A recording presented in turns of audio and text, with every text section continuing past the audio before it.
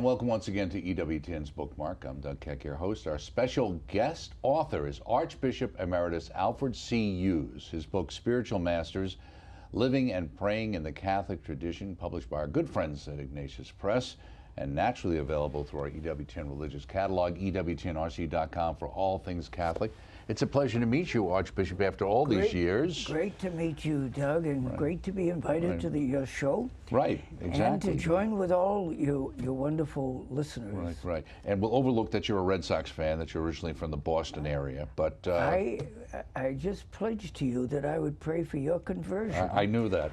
You're working on it. Sometimes when I watch Yankee games, they work on it as well. I'm thinking maybe I should convert. And of course, you were at Baton Rouge and then in New Orleans. So right now, you look like you have a lot of energy. You still teaching? Is that what it is? I am. I'm at Notre Dame Seminary, teaching, and also doing spiritual direction and formation, and it's a wonderful experience because it's so stimulating to be both with the young people and also faculty, stimulating because of their various academic proficiencies and so forth. And it's good to live in a community. Right. I was going to ask you that because in Acknowledges, you say books emerge from communities. Explain. Well, nobody writes alone. You write out of experience, and that's always in some kind of community, and you're trying to reach a community. So, and then in my case, I invited a lot of feedback from people whose judgment I respected to refine my initial attempts at writing. Now, in this particular book, how many books have you actually written? I think it's 6. Okay, this is 6. Now, did this book come out of, you mentioned the fact that when you were in Baton Rouge, I was privileged to offer a series of public recitations on the Christian classics for interested people. Was that the basis of these, or are these more related to what you're doing at the seminary, or what? Well, it goes back even further than Baton Rouge, because I was on the seminary faculty in Boston, St. John's, and I experimented with an elective course, trying to break open some of the spiritual classics that always have spoken to me, and I have found so enriching and challenging in my own life. So that was the initial inspiration. When I got to Baton Rouge, I always thought St. Francis de Sales knew how to be a bishop. And one of the things he did was to go around to all of the parishes and offer a weekend retreat for the parishioners. Was this when he was in Geneva, or where was This is when he was in Geneva. Taking the Calvinists on directly? Well, previous to that, before he become auxiliary bishop and then bishop, he had worked with the Calvinists. At that time, they were in France. They were called Huguenots. The Geneva diocese was mostly southeastern France, although it had a good portion of Switzerland, modern-day Switzerland. But they were not separate countries at that time. And so anyway, following those weekends, a number of parishioners would follow up with letters asking guidance.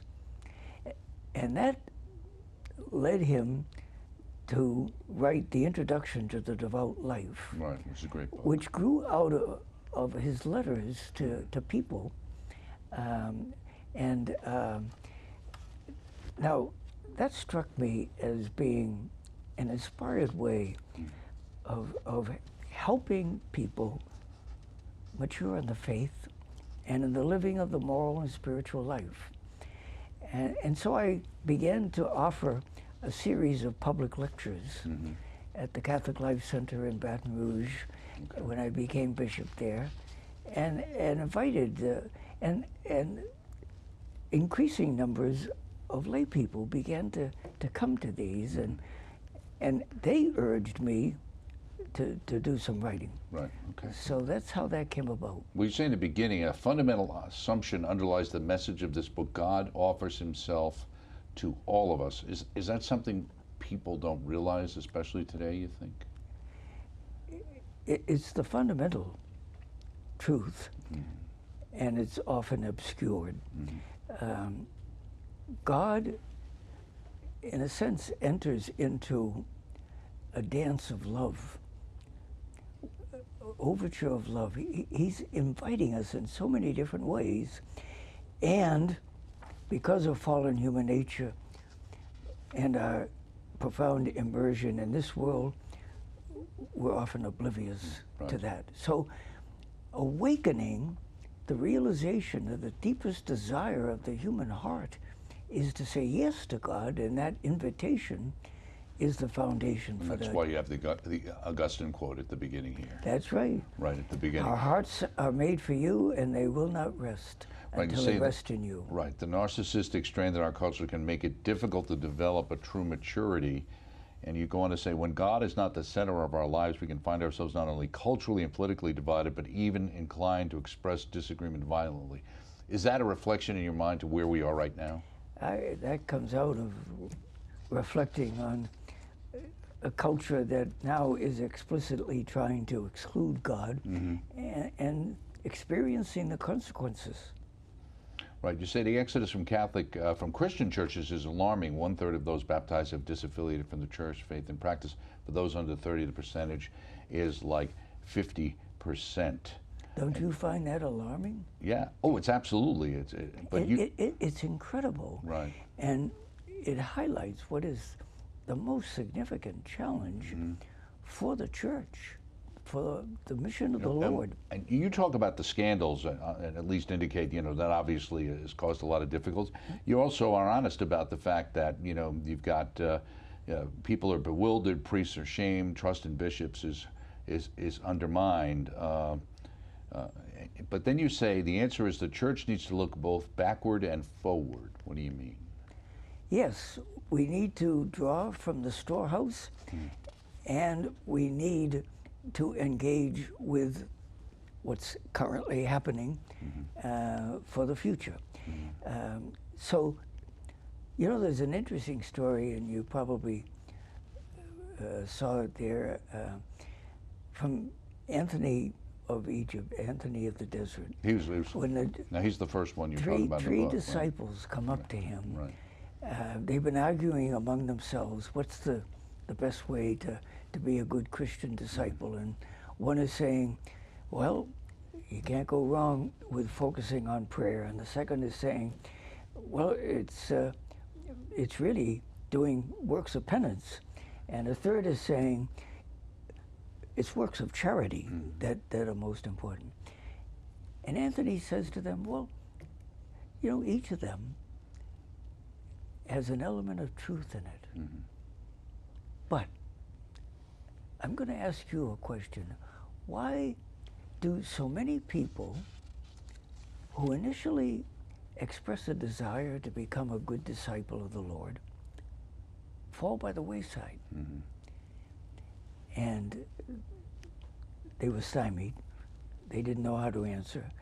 So Anthony answers for them. Could it be that they're unwilling to learn from the past in order to know how to grapple with the present and move forward to the future? So that's why I want to help recover the rich spiritual teaching of the classical writers, but differentiate between the specific issues that they were facing and looking at what it is we're facing here and need to incorporate going forward in a new way, but in continuity with the past. Right, and as you say about whenever the scandals hit the church in Iraq, great people are raised up, and these are people at different times, and as you lay it out, you basically go chronologically through the church. about each one and being raised up at a different time and a different focus. And you talk a lot about solitude in this. Why is solitude the one thread that runs throughout the book? Well, let me back up a little bit and say this first. There are two goals that I hope to realize in writing the book. One is to outline steps in becoming a good disciple of the Lord. Right, chapter by chapter builds on chapter that. by chapter. And, you know, respecting the fact that everybody has a unique journey, but there are common elements. So I unfold a whole series of steps that are common in the pursuit of discipleship of the Lord. The second goal is, in doing that, to introduce people in each step to a spiritual classic that at least a portion of which focuses on that particular step and translates it helpfully into life. Right. Now you talk about the idea also that in search for spiritual can move people in many disparate directions, including, you go on to say, some people look to the East for instruction in Hindu yoga or Zen Buddhist practices. Why do you think that's so appealing to so many, especially young people? Well, let's face it, there's an anti-institutional dimension to the secular culture in which we live. We've become disillusioned with institutions, and so many people look on the church as primarily just another institution, not the mystical risen body of Christ. So people are inclined to look elsewhere. They like to declare themselves to be spiritual but not religious, meaning not affiliated with a religious institution. Well, it also gives you the freedom of never having to do anything that it's amazing how whatever God you're raising agrees with you. Well, that's a good insight, Doug. You don't have to worry about, be very selective and subjective. Right. You say in our own day there is a special need to seek out our spiritual moorings, as you indicated in this book, and to avoid anything that suggests a quick fix. We're in a culture which definitely wants quick fixes, right? That's right. And I'd like to go back to the question that you raised about solitude. The reason I identify solitude as the first step is because we're so impacted by the messages that surround us, engulf us, overwhelm us, that we don't think deeply about life. Where we've come from, where we're going, what life is about. And we're surprised then that there is increasing number of suicides and the explosion of violence. So solitude provides an opportunity to go beyond the surface, below the surface, to begin to see things as God sees them, see ourselves as God sees us, see the purpose of life as God has created and endowed us with. You say here, and you were quoting here, and you say about real or spiritual attention is different from mere reading. And then you say, much of today's education and learning seems to produce considerable boredom. Why? You know what boredom is, Doug? Boredom is when there's no relationship between what's going on here and what's going on out there. Okay. When there's no engagement, I'm bored. Right. I'm living in my own world. Now, this gets increased with the digital technology and the world that introduces. We can get so absorbed in it. I'm a cycler. Mm-hmm. One of my paths takes me through a university campus. It's more dangerous.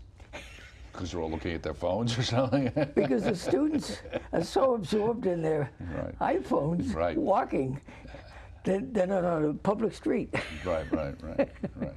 And I go into the gym to change for swimming, and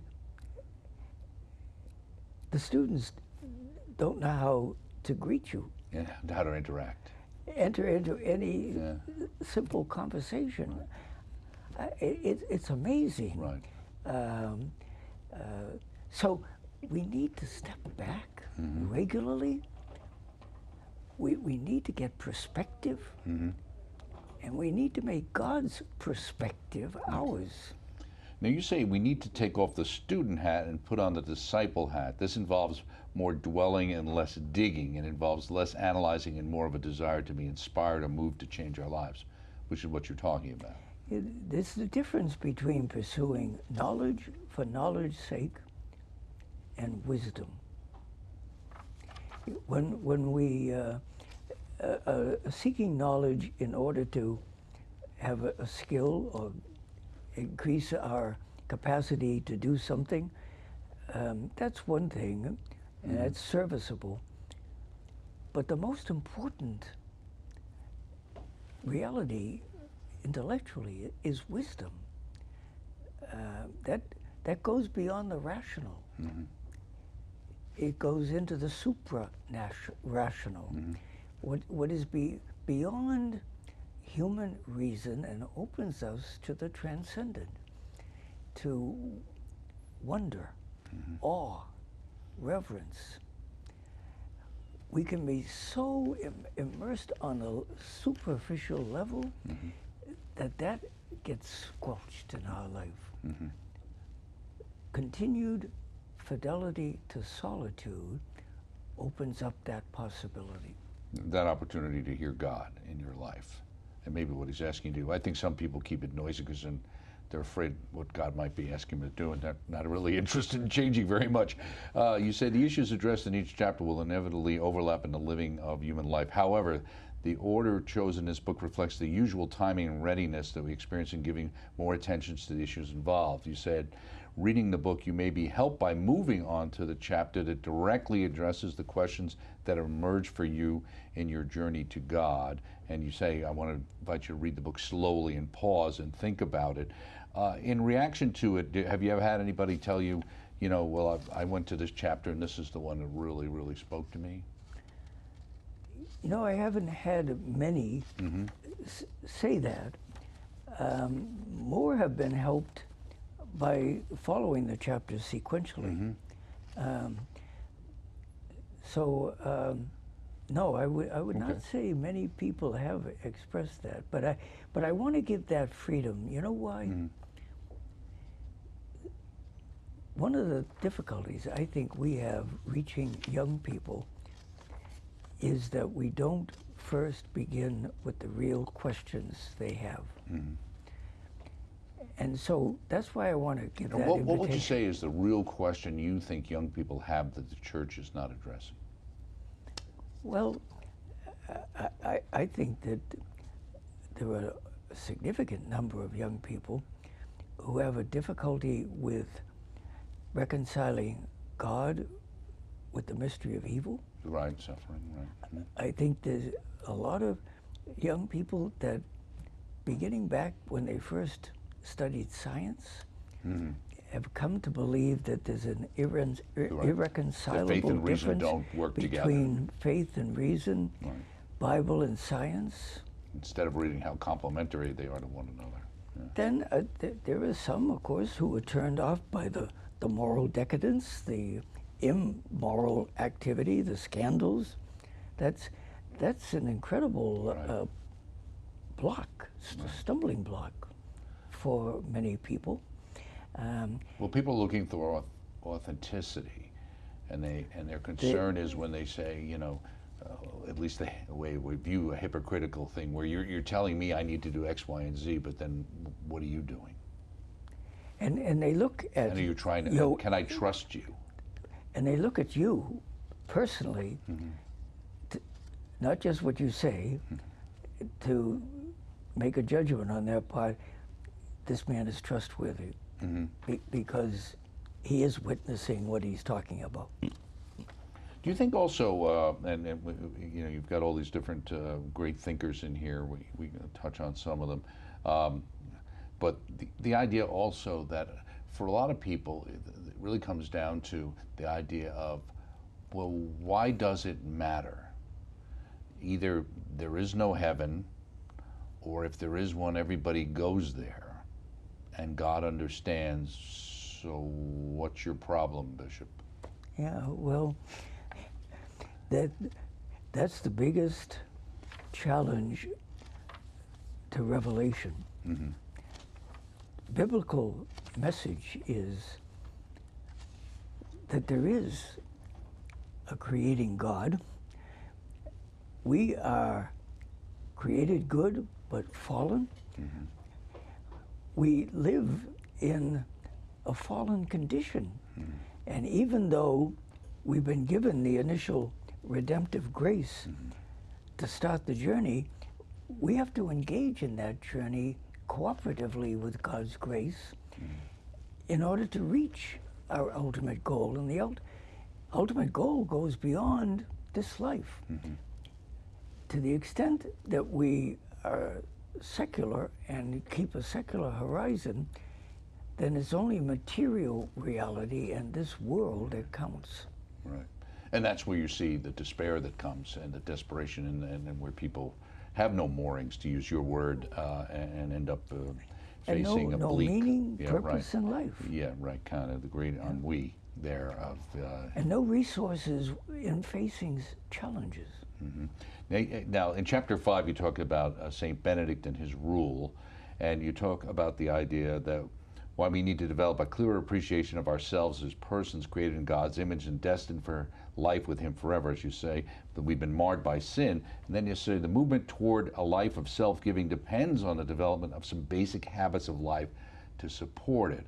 A way of life that encourages balance, depth, clear direction. For this, we'll turn inspiration to Benedict and his rule. And again, that's, and then you talk a little bit about, you know, what was going on in the church with the Visigoths and et cetera at the time. But it is that idea also that whether we like it or not, God has given us like some rules effectively and some guidance. There's a way of life. Right. You know, interesting to look at the scriptures, the New Testament. Christians are not called Christians. They're followers, disciples, or followers of the way. The way, right, yeah. Now, what's the way? The way is incorporating into one's daily and weekly and monthly and yearly life a pattern that enfleshes what Revelation is calling us to be and do. So is that Thomas à Kempis's healthy rhythm? Well, yes, Thomas, and Thomas à Kempis is also very explicit about the struggle that's going to be involved in staying faithful to that. When I treat Benedict, I'm not suggesting that following a monastic rule of life is what good discipleship in the world is about for you or for me. You're not saying you should be a desert father either, right? That's right. But there are things to learn from having a concrete way of life that incorporates all of my responsibilities connected with my vocation in an organized, faithful, and regular way to foster the virtues that enable me to do those responsibilities ever better.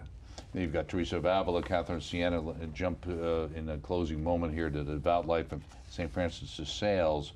The development life of charity has to be at the heart of the Christian life. The life of prayer is intended to foster genuine communion with the Lord. But near the end here, I think I had where I was looking at was... You know, Doug, some of the our listeners may be helped if they want to begin with one of the spiritual classics that I touch on, Right. It's The Introduction to the Devout Life by Francis de Sales. Right. It's written directly for laity. Right. It is very practical, and it's treating the whole gamut of the Christian journey. Right. So, and you can read it in snippets. You don't have to read a full chapter at a time. Right. So that's there's a lot of insights that you can cull from it. In that chapter, near the end, you say, in choosing the virtues that we most want to cultivate, it's important to look at our responsibilities in life. Yeah, Francis de Sales has a very interesting thing at the very first chapter of Book 3, which is on the virtues. And he says, if you want to know what virtues to focus on, first look at your responsibilities in life. What virtues make fulfillment of that easier? Then secondly, what is it that holds you back most? The contrary virtue is what I want to focus on. And thirdly, he said, don't be concerned about how you look. It's often the behind the scenes, small virtuous acts that most help us to be good disciples of the Lord. Absolutely. Well said. Thank you so much for joining me on the program, Bishop. Archbishop Emeritus Alfred C. Hughes.